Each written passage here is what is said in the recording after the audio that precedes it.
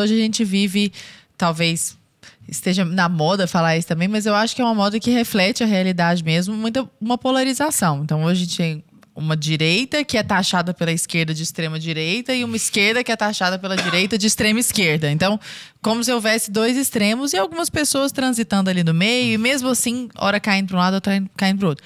Quero saber duas coisas. Vou perguntar a primeira a respeito disso, daí a gente desenrola a segunda. Vocês acham que essa polarização é ruim? Ou ela é boa? Ela é necessária? Ela é temporária? O que vocês acham desse movimento? Olha, eu sempre achei a polarização extremamente positiva. Claro que não caindo nesse clichê do tipo, a gente sabe os 11 ministros do Supremo, mas não da seleção, mas porque as pessoas, elas passaram a pensar mais sobre o seu voto, principalmente legislativo, né? Por mais que a polarização hoje se dê principalmente pelas figuras que disputam a presidência, ou disputaram a presidência, Lula e Bolsonaro, isso se refletiu no legislativo, que hoje é muito mais ideológico. E eu acho isso extremamente positivo. Principalmente porque eu sempre fico voltando na história do impeachment, mas eu acho que é porque foi o momento mais crítico que a gente viveu nessa virada, né? Os deputados de oposição que estavam ali na época não representavam em absolutamente nada o que estava acontecendo nas ruas. Quer dizer, a gente tinha milhões de pessoas se manifestando nas ruas e quase nenhum deputado representava aquilo. Quer dizer, era um negócio surreal, era realmente um outro mundo. Então, acho que a polarização, ela fez com que isso ficasse... com que o Congresso fosse uma representação mais real do que é o Brasil, seja para a esquerda ou para a direita. E acho que isso faz com que a gente tenha uma maior qualidade no debate público. Claro, tem as suas consequências, os seus defeitos. Tem a espetacularização do debate, aquela coisa de você... às vezes entrar numa disputa somente para conseguir like e não necessariamente para discutir seriamente uma política.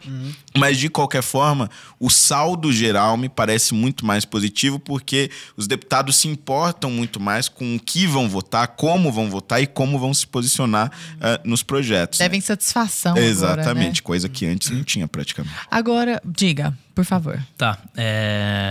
Então, o que eu entendo? A polarização ela é o resultado direto da ascensão das redes sociais. Então, existia uma hegemonia ali de um sistema de comunicação que, você queria se informar, você ia se informar pela Globo. Você não tinha alternativa. E esse sistema, esses jornalistas que estavam nesse sistema, eles diziam que defendiam a liberdade de expressão. Porque a liberdade de expressão, na verdade, era a liberdade deles, que estavam ali na elite, de se expressarem. Com o tempo, as redes sociais, o sistema não soube perceber, que o sistema geralmente ele é burro, né? Porque ele é sempre dependente do Estado e dependente dos favores estatais, então ele não precisa de criatividade, não precisa evoluir, então ele acaba sendo burro. E o sistema não percebeu que as redes sociais, na verdade, eram uma forma de comunicação de massa também. E as redes sociais foram ganhando proeminência. Então você vê que, o que eu falei lá dos grupos, eu lembro que tinha grupos, eu lembro disso, cara. O começo da direita eram grupos no Facebook. Sim, eu lembro. A galera discutindo disso. em grupos, cara. E eram poucas pessoas. Orkut na época, Facebook também. Então, um monte de site de jogo, às vezes, cara. Sim. E era... Chans, assim, era uma loucura. Aí a galera falava de um autor, você pesquisava. Era assim que surgiu a direita.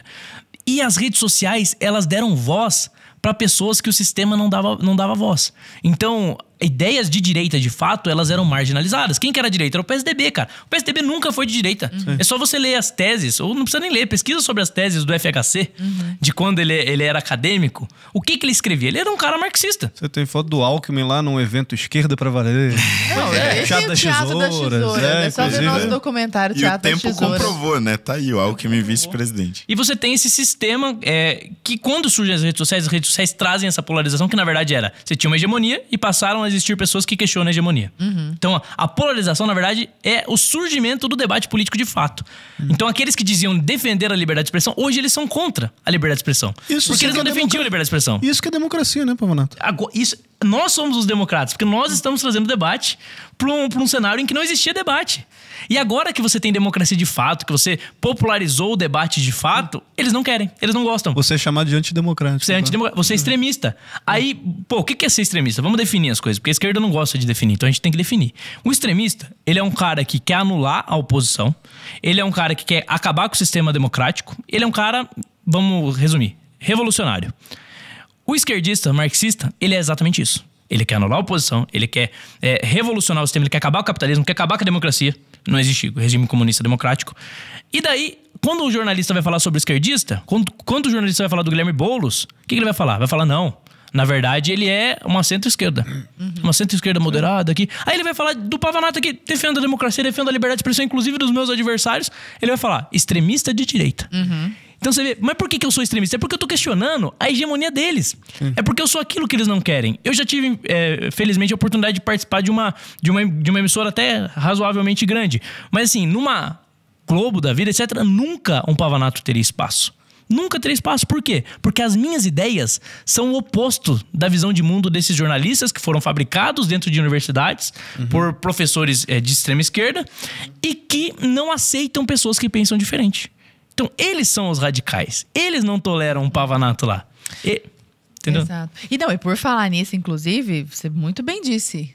A gente tem que definir os termos. E eu acho muito legal que você seja um cara, o Holliday também. O Holliday é mais... acho que o Holliday é mais polido, digamos assim, sabe? O Pavanato é mais king. Não, e eu só quero dizer que eu acho que tem que ter os dois perfis, tá? Porque cada um no lado, no lugar da trincheira ali e tudo mais. Nada, a diferença de um ano só. Não, e eu acho que você vai aprofundar isso ainda. Acho que você vai continuar sendo assim. Sim. Porque eu acho que é muito bom e acho que é muito bom ali também. Acho que é tudo outro. Até porque cada um fala mais com um tipo de público, sabe? Tem gente que se identifica mais com isso. Se você conhecer as minhas tias polonesas, você vai entender. Eu entendi, né?